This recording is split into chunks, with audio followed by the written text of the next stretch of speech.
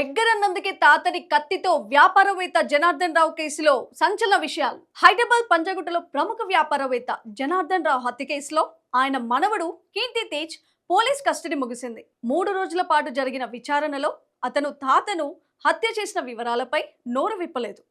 Custody మొదటి రోజు పోలీసులు ప్రశ్నలకు కీర్తి తేజ్ సమాధానం ఇవ్వకుండా భీష్మించుకుని కూర్చున్నాడు. ఎంత కదిలించినా అతను స్పందించలేదు.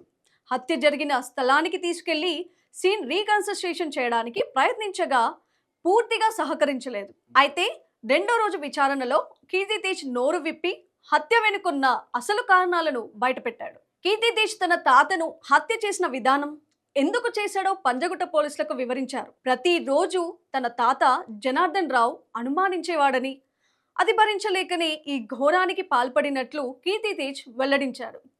ఏ రోజు తనను సొంత మనిషిగా చూడలేదని, అందరికంటే హీనంగా చూస్తూ దారుణంగా వ్యవహరించేవాడని, అందుకే తాతను హత్య చేశానని పోలీసుల విచారణలో చెప్పాడు. పోలీసులు చెప్పిన వివరాల ప్రకారం తన తాత తనను కుటుంబంలో ఒక సభ్యుడిగా తనను ఎప్పుడూ చూసేవాడు కాదన్నాడు.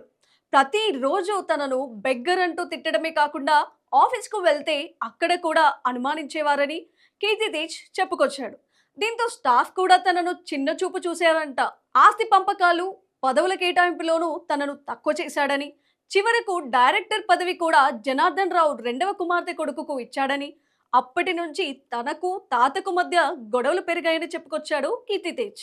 అందులో భాగంగా ఇన్స్టామార్ట్ నుంచి కత్తి కొనుగోలు చేశానని చెప్పుకొచ్చాడు కీర్తి తేజ్.